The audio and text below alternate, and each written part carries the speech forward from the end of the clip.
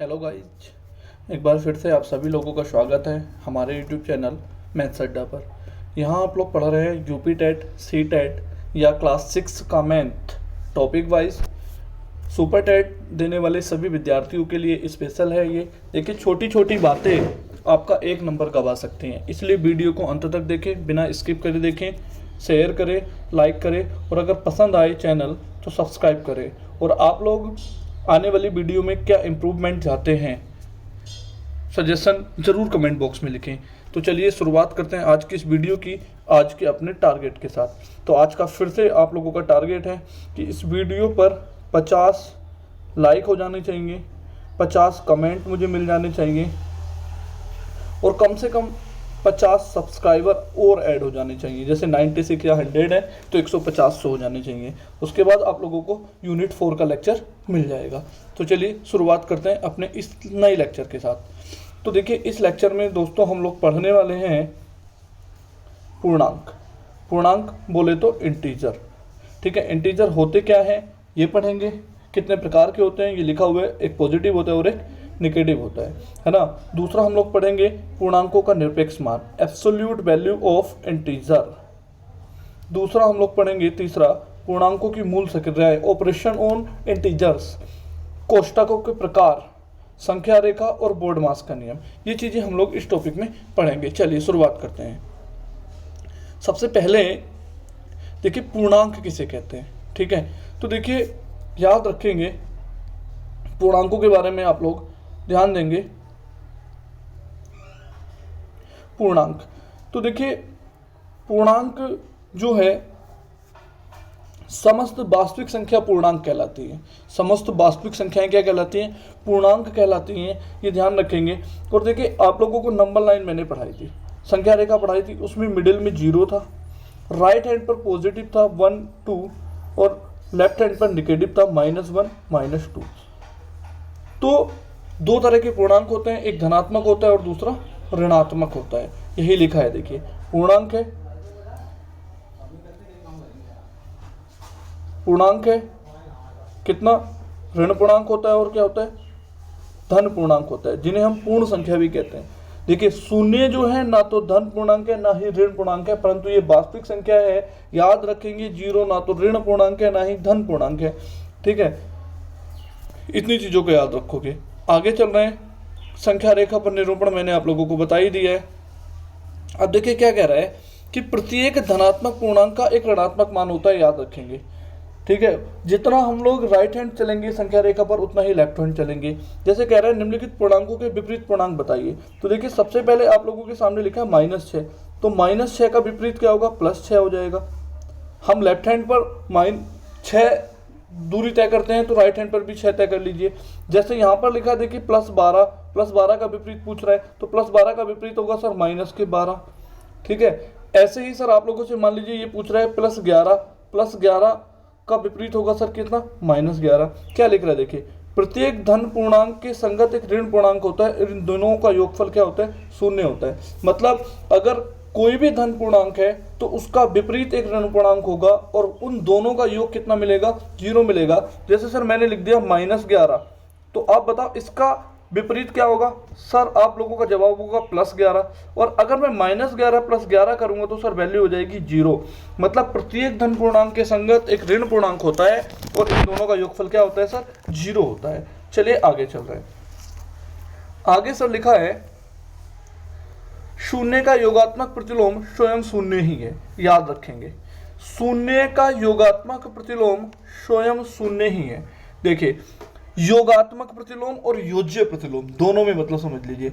देखिए, योज्य प्रतिलोम अगर मैं बात करूं, दो अलग अलग वर्ड है, एक है योज्य। तो योज्य का मतलब सीधे सीधे समझ लीजिए, अगर योज्य प्रतिलोम की बात करें तो किसी संख्या में मैं क्या जोड़ूं जिससे वही संख्या प्राप्त हो जाए। जैसे मैं 5 का योज्य प्रतिलोम बताऊं तो 5 का योज्य प्रतिलोम सर क्या होगा, 0 होगा, क्योंकि मैं इसमें 0 ही जोड़ सकता हूं जब मुझे क्या मिल जाए, 5 मिल जाए। एक होता है योगात्मक प्रतिलोम, एक होता है सर योगात्मक प्रतिलोम। योगात्मक प्रतिलोम का मतलब ऐसी दो संख्या जिनका योग 0 हो जाए, योगात्मक प्रतिलोम। जैसे सर इसी 5 का मैं योगात्मक प्रतिलोम बताऊं तो 5 का योगात्मक प्रतिलोम सर -5 होगा। देखिए इन दोनों को जोड़ने पर क्या हो जाए, 0। जब दो संख्याओं को जोड़ने पर 0 प्राप्त हो जाए तो वो योगात्मक प्रतिलोम होगा, और किसी संख्या में कुछ जोड़ने पर वही संख्या प्राप्त हो जाए तो वो योज्य प्रतिलोम होगी।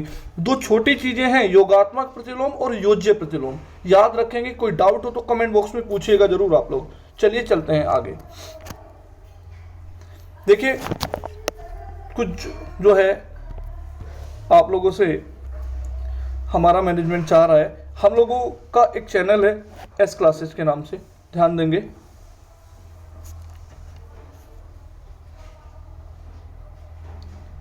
चलिए एक चैनल है हमारा एस क्लासेस के नाम से, उसे सब्सक्राइब कर लीजिए, उसकी वीडियो को लाइक करिए, शेयर कीजिए और कमेंट कीजिए। वहाँ पर आप लोगों को जीएस का पोर्शन मिलेगा। जीएस के 50 वीडियो अपलोड किए गए हैं, और जीएस के 50 वीडियो अपलोड किए गए हैं। उन 50 वीडियो से आप लोगों को किसी भी एग्जाम में मैक्सिमम क्वेश्चन मिलेंगे। इतने टॉप मोस्ट इंपोर्टेंट क्वेश्चन वहाँ पर अपलोड किए गए हैं, पूरे लेक्चर्स अपलोड किए गए हैं लाइव। चलिए अब इस चैनल के बारे में बात कर रहे हैं हम लोग। यहाँ हम लोग पढ़ रहे हैं मैथ्स अड्डा पर। मैथ्स अड्डा पर हम केवल पढ़ेंगे यूपी टेट, सी टेट या सुपर टेट के लिए जो है डिस्क्रिप्शन में लिंक दिया गया है, वहाँ आप लोग चैनल को ज्वाइन कर लीजिए। वहाँ आप लोगों को नोट्स मिलेंगे, वो भी बिल्कुल फ्री ऑफ कॉस्ट। यहाँ पर हम लोग पूरी तैयारी करेंगे टीचिंग की, और वो भी केवल मैथ्स की।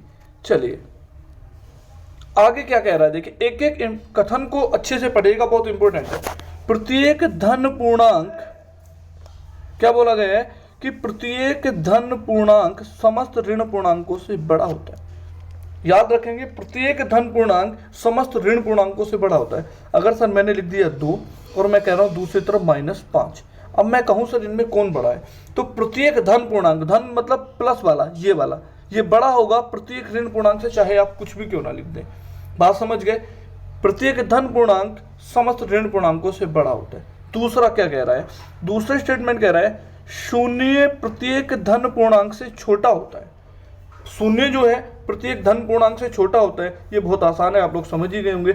0 मैंने लिख दिया और 4 मैंने लिख दिया, या 3 मैंने लिख दिया। अब मैं पूछूं 0 बड़ा है या 4 बड़ा है या 3 बड़ा है, तो आप लोग समझ जाएंगे कि भैया 4 ही बड़ा है और 3 ही बड़ा है 0 से। ठीक है, तीसरे स्टेटमेंट की तरफ चल रहे हैं। बहुत अच्छी चीज लिखी है तीसरे स्टेटमेंट पे, लिख रहा है कि शून्य प्रत्येक ऋण पूर्णांक से बड़ा होता है। मैंने सर 0 लिख दिया और मैंने लिख दिया सर -6। अब मैं पूछूं आप लोगों से क्या बड़ा है, तो सर 0 ही बड़ा है। याद रखेंगे, क्योंकि वो ऋणात्मक है। ऋणात्मक का मतलब आप किसी के ऋणी हैं, आपने किसी से कुछ लिया है तो देने वाला ही हमेशा, दान करने वाले को ही बड़ा माना जाता है ना। तो इसलिए आप धनी बनिए। धनी बनिए मतलब धनवान बनिए, मतलब किसी को देने वाले बनिए, मतलब आप हमेशा ऋण पूर्णांक से बड़े रहिए। ये समझ लीजिए, एक सिंगल लाइन में समझा देता हूँ। ये संख्या रेखा है, इस संख्या रेखा पर बीच में 0 है। अगर कोई संख्या 0 से इधर है तो वो बड़ी है, और कोई संख्या अगर 0 से इधर है तो वो छोटी है। याद रखेंगे, 0 से इधर है तो वो छोटी है और 0 से इधर है तो वो बड़ी है।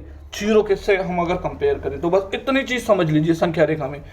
0 से अगर इधर गए हम लोग, तो इधर अगर हम लोग जा रहे हैं तो ये बड़े की तरफ जा रहे हैं, और अगर इधर की ओर जा रहे हैं तो हम लोग छोटी की ओर जा रहे हैं।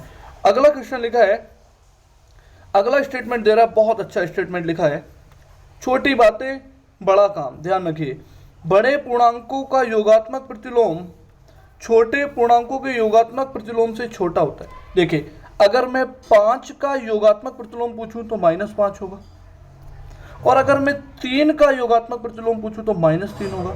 अब इनमें से बड़ा कौन सा है, तो याद रखेंगे -3 बड़ा होगा किससे, -5 से। इसने 5 रुपए उधार लिए -5 वाले ने, और -3 वाले ने 3 रुपए उधार लिए, तो कौन धनवान है, जिसने 3 रुपए उधार लिए, सीधे से समझ लीजिए। तो यहाँ पर जो है -3 यही कह रहा है, बड़े पूर्णांकों का योगात्मक प्रतिलोम छोटे पूर्णांकों के योगात्मक प्रतिलोम से छोटा होता है। अंडरस्टैंड? चलिए आगे चल रहा है। आगे एक्सरसाइज है, आप लोग एक्सरसाइज करेंगे, कमेंट बॉक्स में रिप्लाई करेंगे, बहुत अच्छे से रिप्लाई करेंगे, वीडियो पर रेस्पॉन्स देंगे, अपने आप करेंगे। कोई दिक्कत हो तो आप लोग कमेंट बॉक्स में पूछिएगा, पूरी एक्सरसाइज अपने आप करेंगे। 3b भी अपने आप करेंगे आप लोग, मैं पढ़ा चुका हूँ। 3c भी आप लोग अपने आप करेंगे। चलिए क्या कह रहा है, एक और स्टेटमेंट लिखा हुआ मिला, क्या एक धनात्मक और एक ऋणात्मक पूर्णांक का गुणनफल ऋणात्मक पूर्णांक होता है। मतलब समझ लीजिए, एक तो मैंने लिख दिया सर 3 पॉजिटिव इंटीजर है, दूसरी तरफ मैंने लिख दिया सर -4। अब वो इनकी गुणा करा ले आप लोगों से, तो सर ये प्लस है और ये माइनस है, तो प्लस और माइनस की जब गुणा होती है तो सर माइनस आता है, और 3 की 4 में गुणा करेंगे तो सर 12 आएगा। ये क्या कह रहा है कि एक धनात्मक मतलब +3 और एक ऋणात्मक मतलब -4 का गुणनफल अगर मैं करता हूं तो एक ऋणात्मक पूर्णांक प्राप्त होता है। क्या प्राप्त होता है? ऋणात्मक पूर्णांक प्राप्त होता है। चलिए आगे चल रहे हैं सर। अगला क्वेश्चन है सर आप लोगों के लिए, स्टेटमेंट, दो धनात्मक अथवा दो ऋणात्मक पूर्णांकों का गुणनफल धनात्मक पूर्णांक होता है। मतलब समझ लीजिए, दो धनात्मक पूर्णांक मैंने लिए, +3 लिया, उसकी गुणा कर दी सर मैंने +4 से, तो सर मुझे मिलेगा +12। यही कह रहा है कि दो धनात्मक पूर्णांकों का गुणनफल धनात्मक होता है। आगे लिख रहा है सर दो ऋणात्मक पूर्णांकों का गुणनफल भी क्या होता है सर? धनात्मक होता है। सर मैंने -3 लिखा और इंटू सर मैंने -4 लिखा, तो सर -3 और -4 की गुणा जो आएगी वो सर प्लस के 12 आएगी। माइनस की माइनस में गुणा करने पर सर प्लस बनता है, याद रखेंगे आप लोग। चलिए नेक्स्ट स्टेटमेंट की तरफ।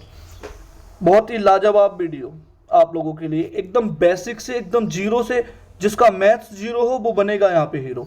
चलिए क्या कह रहा है, किसी पूर्णांक में शून्य से गुणा करने पर सदैव शून्य प्राप्त होता है।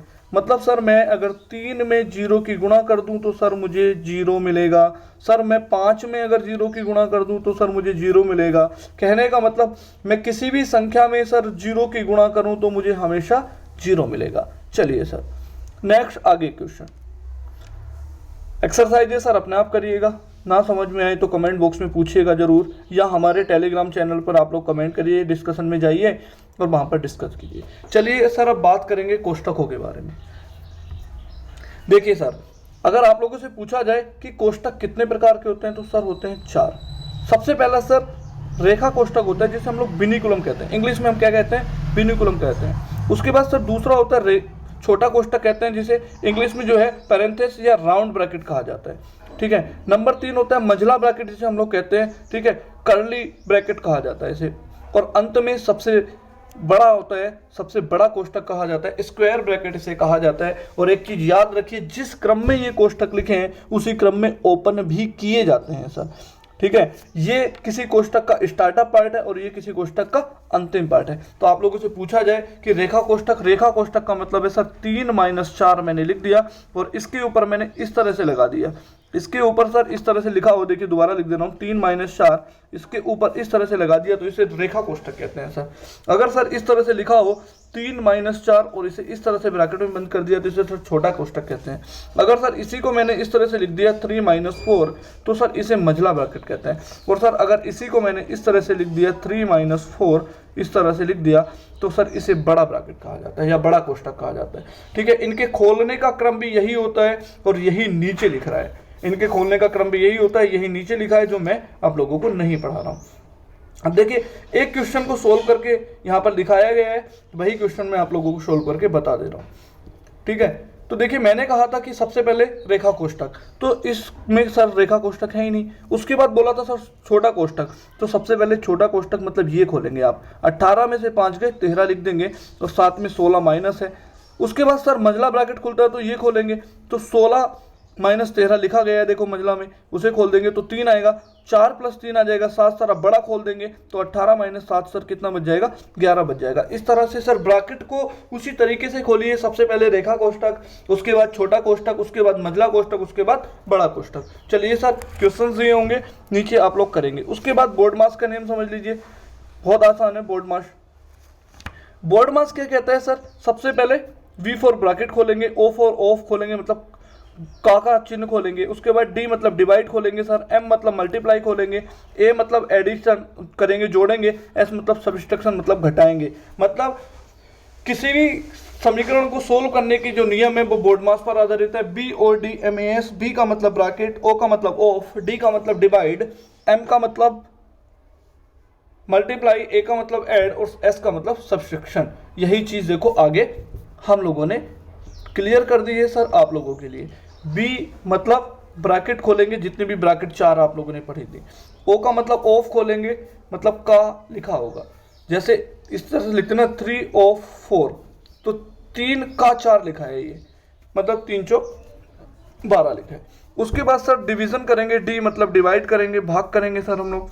उसके बाद एम मतलब मल्टीप्लाई करेंगे, गुणा करेंगे। उसके बाद एडिशन करेंगे सर, ऐड करेंगे, जोड़ देंगे। उसके बाद सब्सट्रैक्शन करेंगे, मतलब सर घटा देंगे। चलिए आगे चल रहे हैं। एक्सरसाइज आ गई है सर, आप लोग अपने आप करेंगे एक्सरसाइज। चलिए सर, ये सारी एक्सरसाइज है, आपने क्या सीखा उसके बाद ये सारी उत्तरमाला है, आप लोग अपने उत्तर चेक करेंगे।